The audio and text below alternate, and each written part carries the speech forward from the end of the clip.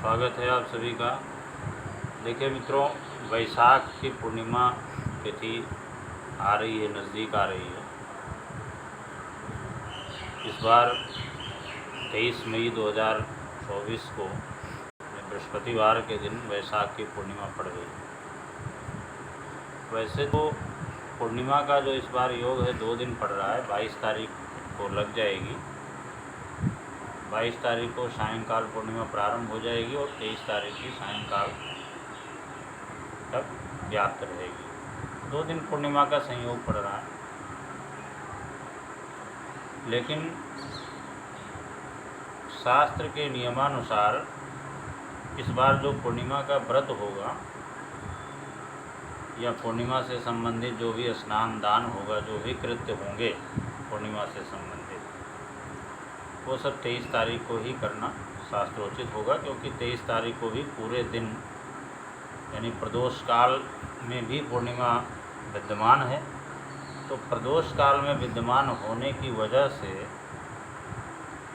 इस बार व्रत, स्नान दान और जो भी पूर्णिमा से संबंधित कृत्य हैं सारे 23 तारीख को किए जाते हैं। देखिए, जैसे पूर्णिमा तिथि तो प्रत्येक महीने में आती है, लेकिन मैंने पहले भी बताया है कि कुछ पूर्णिमा ऐसी होती हैं जो विशेष, अपने आप में विशेष महत्व रखती हैं। जैसे शरद पूर्णिमा,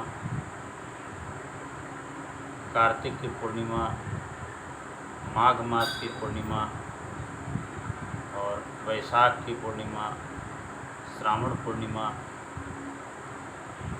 बहुत सारी ऐसी पूर्णिमाएं हैं जो, और पूर्णिमा तिथि का अपने आप में वैसे भी बड़ा विशेष महत्व है। क्योंकि ज्योतिषीय दृष्टिकोण से पूर्णिमा तिथि को पूर्णा तिथि कहा जाता है। और ख़ास विशेषता ये है, सबसे ख़ास विशेषता ये है कि पूर्णिमा तिथि को चंद्रमा अपनी पूर्ण कलाओं पे होता है। इसीलिए इसका नाम पूर्णिमा तिथि और पूर्णा तिथि। तो प्रायः मेरा ये प्रयास रहता है कि हर पूर्णिमा तिथि पर कुछ न कुछ ऐसा वीडियो के माध्यम से बताया जाए जो ये सामान्य व्यक्ति के लिए, साधारण व्यक्ति के लिए उपयोगी सिद्ध हो और सरल हो, सटीक हो, शास्त्र सम्मत हो। तो जैसे पूर्णिमा के दिन लोग पूर्णिमा का व्रत करते हैं और उस दिन चंद्रमा की भी पूजा की जाती है, भगवान विष्णु की भी पूजा की जाती है। इसके अलावा विष्णु के साथ साथ में माँ लक्ष्मी की भी पूजा की जाती है। साथ ही इस दिन दान करने का विशेष महत्व है। किसी पवित्र नदी, गंगा आदि नदी में स्नान करने का विशेष महत्व होता है। और इसके अलावा भी इस दिन चंद्रमा की पूजा करना, चंद्रमा को अर्घ्य देना या चंद्रमा के मंत्रों का जप करना, ये भी विशेष महत्व वाला होता है। इसका भी बड़ा विशेष महत्व है। इस दिन वैसे तो ये बातें सभी को ज्ञात होती हैं कि सफ़ेद वस्तुओं का दान करना चाहिए, खीर का भोग लगाना चाहिए, सफ़ेद चीज़ें जैसे मान लिया दूध है, चावल है, मिश्री है, चीनी है, शंख आदि है, इन सब वस्तुओं का दान करने से विशेष लाभ मिलता है। क्योंकि जितनी भी सफ़ेद वस्तुएं हैं तो वो सब चंद्रमा से संबंधित हैं। और पूर्णिमा तिथि में चूँकि चंद्रमा अपनी पूर्ण कलाओं पे होता है, तो इस दिन कोई भी किया गया कार्य, चाहे वो मंत्र जप हो, चाहे वो पूजन हो, चाहे वो दान हो, चाहे वो स्नान हो, कोई भी जो किया गया कार्य है धर्म से संबंधित, उसके करने से सर्वाधिक मन संतुष्टि प्राप्त होगी, मन की संतुष्टि प्राप्त होगी। इसीलिए पूर्णिमा तिथि को लोग कहते हैं, कई लोग सत्यनारायण भगवान की कथा करते हैं, कई लोगों का नियम कुछ और होता है। लेकिन एक न एक चीज़ मैं जो है कोशिश करता हूँ, प्रयास मेरा रहता है कि कुछ विशेष खास चीज़ें अगर इस दिन की जा सकें। तो इस दिन जैसे मान लिया किसी को व्रत करना है तो संध्या के समय उसे चंद्रमा के उदय होने पर चंद्रमा को दूध में से जल दे करके और फिर भगवान विष्णु और माता लक्ष्मी को उसका खीर का भोग अर्पण करके और स्वयं भी घर के सदस्यों के साथ स्वयं भी प्रसाद स्वरूप में उसको ग्रहण करे। ऐसा करने से माँ लक्ष्मी की भी कृपा होती है और साथ में विष्णु भगवान की कृपा होती है। यानी कुल मिलाकर के देखा जाए तो सुख समृद्धि आती है। इस बार की जो पूर्णिमा है उसका थोड़ा सा विशेष खास महत्व है, क्योंकि सिद्ध योग का निर्माण हो रहा है। बृहस्पतिवार को पूर्णिमा पड़ रही है, तो गुरु पूर्णा समायोग्य सिद्ध योगा प्रकीर्तिता।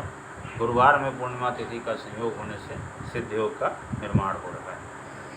इसके अलावा इस बार जो चंद्रमा के उदय होने का जो समय है लगभग 7:15 का है, सायंकाल 7:15 पर है। इसी समय चंद्रमा को अर्घ्य दिया जाना है, इसी समय चंद्रमा को अर्घ्य देना चाहिए। अब एक बहुत ही ज़रूरी बात है कि इस दिन पूर्णिमा के दिन खास करके विशेष 5 देवी देवताओं की पूजा करने का बड़ा ही विशेष महत्व है। और उन 5 देवी देवताओं में भगवान विष्णु, माता लक्ष्मी,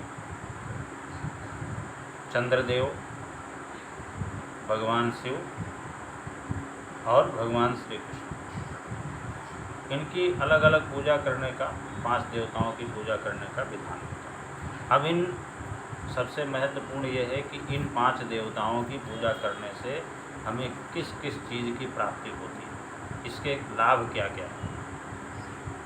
तो इस दिन भगवान विष्णु की पूजा करने से सभी मनोकामनाओं की पूर्ति होती है, क्योंकि भगवान विष्णु जो है सारे फलों के शुभ कर्मों के दाता। तो कोई भी मनोकामना है, सुख समृद्धि से संबंधित है, संतान से संबंधित है, तो वो भगवान विष्णु की पूजा करने से उसकी पूर्ति होती। और माँ लक्ष्मी की पूजा करने से आर्थिक समस्याएं दूर होती हैं। इस दिन माता लक्ष्मी की अगर पूजा की जाए तो आर्थिक समस्याओं से छुटकारा मिलता है। किसी को धन संबंधी समस्या है तो उससे छुटकारा मिलता है।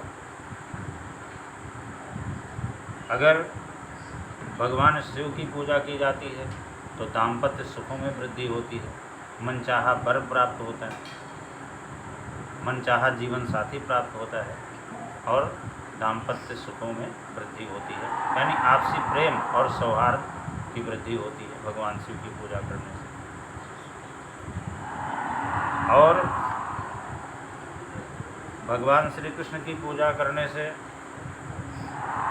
जो मन इच्छित, अगर किसी के अपने जो प्रेम संबंध है उसको प्राप्त करना है, या मन चाहा प्रेमी प्राप्त करना है, किसी से आपका स्नेह है, किसी का आपका संबंध है और वो संबंध मधुर नहीं है, तो ऐसी परिस्थिति में इस दिन भगवान श्री कृष्ण की पूजा करने से मन चाहे प्रेम की प्राप्ति होती है।